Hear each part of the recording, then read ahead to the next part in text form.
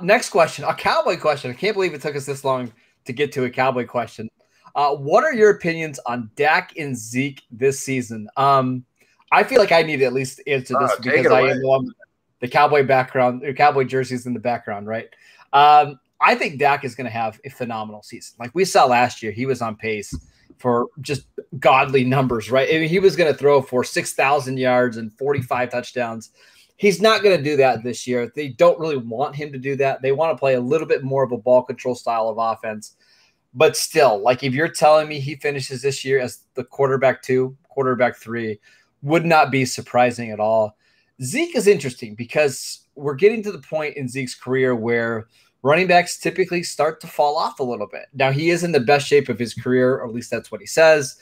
But Tony Pollard's a real thing. Like Tony Pollard is a good football player. They're not going to be able to keep him off the field. They've got 3 receivers they really like. They've got 2 tight ends they want to throw the ball to. I'm probably a little bit more down on Zeke than most people. But again, middle first round, late first round, it's hard to not pick him. So, Vinny, what are your thoughts on Dak and Zeke this season?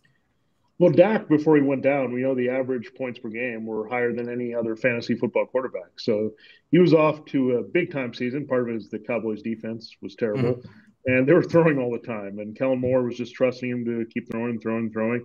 And you look at the weapons here. I mean, people are looking at Amari Cooper and CeeDee Lamb in the same range as a kind of borderline wide receiver 1-2 kind of players. And then Michael Gallup is still around. He's trying to probably get a contract elsewhere this year.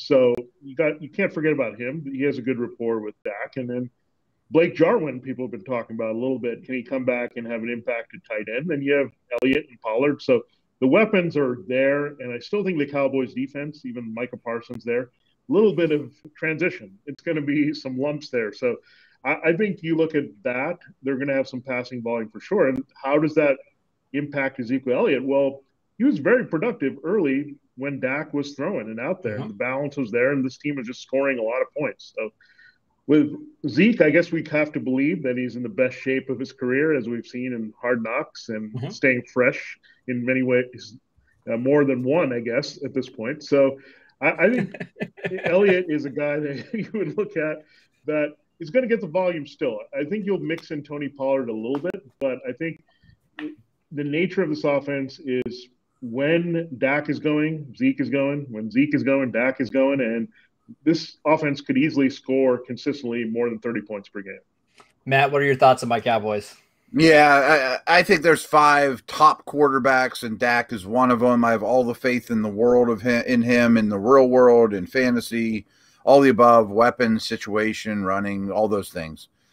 I have mixed feelings on Zeke because I've fallen for best shape in your life in August too many times over the last 30 years of doing this. And, you know, he looks great. Hard Knocks, all those things are wonderful. But I thought he was a lesser player last year. And part of it was situation, no question. Blocking, everyone keying on him. But he would generate more yardage before that than last year. I tend to think that he'll bounce back. I want to address the Pollard situation because I think he's a heck of a player. But, Marcus, you understand who runs that team.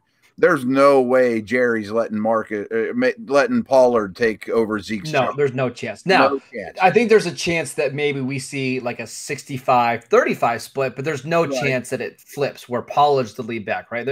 That's not happening. Can't happen, right?